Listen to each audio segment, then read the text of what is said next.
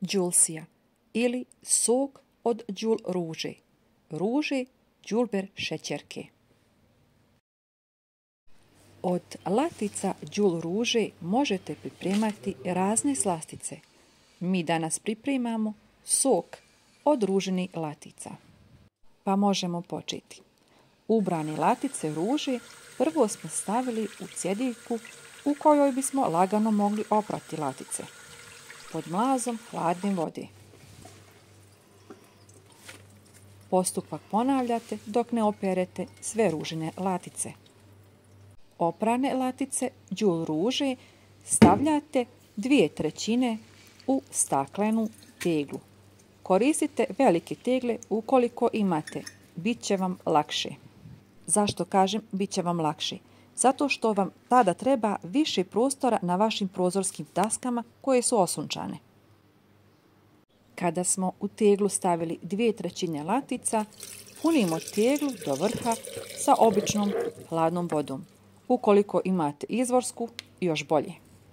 Tegle su napunjene i sada nam je potreban limuntos, odnosno limunska kiselina. U svaku od ovih tegli smo stavili po 1 čajnu kašičicu limunske kiseline, odnosno limuntosa, a zatim promiješali. U latice đul ruže također možete dodati mentu ili melisu. Kada završimo sa miješanjem, tegle je potrebno prekriti sa nečim. Mogu to biti i poklopci koji se ne smiju zavrtati, inače će dobiti plijesn vaše latice.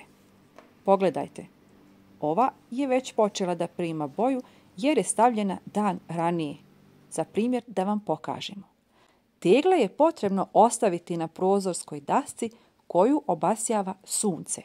5 do 7 dana ovisi o temperaturi i miješati svaki dan. Nakon 5 do 7 dana ovako izgleda. Latice su blijede, a sok tamne boje. U šerpu zatim stavljamo cjediljku i procijedimo naš dobiveni sok. Sok od đul ruže, osim što ima predivan miris i ukus, je i ljekovit.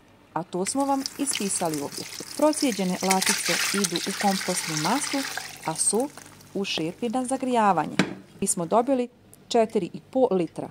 Tako piše na ovoj šerpi. Na 4 litra mi ćemo dodati 2 kg šećera, odnosno na litar tekućine pola kilograma šećera i idemo na kuhanje.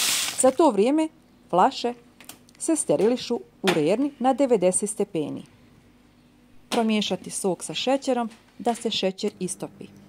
Tekućina ne smije da provri, nego samo da dođe do tačke u kojoj želi da proključa. Zatim dobivenu tekućinu i šećer koji se istopio, evo pogledajte, još nije proključano, sipamo. U vruće flaše sipamo vrući sok, da bi ovaj sok imali tokom cijele godine za konzumiranje. Po tradicionalnoj metodi pripreme, sok iz tegli sa laticama se sipa u hladne flaše, ali takav sok morate čuvati na hladnom i tamnom mjestu, u frižideru. Zato mi primjenjujemo ovu metodu. U vrele flaše sipani vreo sok zavrnemo i pokrijemo peškirom ili krpom da se ohladi do sutradan. Zatim skladištite u vaše ostave. Dobiveni sok je sirup, pa se prilikom konzumiranja dodaje još vode. Ako želite da napravite obični sok, a da nije sirup, dodajte manju količinu šećera. Umjesto šećera možete koristiti med, a umjesto limuntosa obični limun. Uživajte!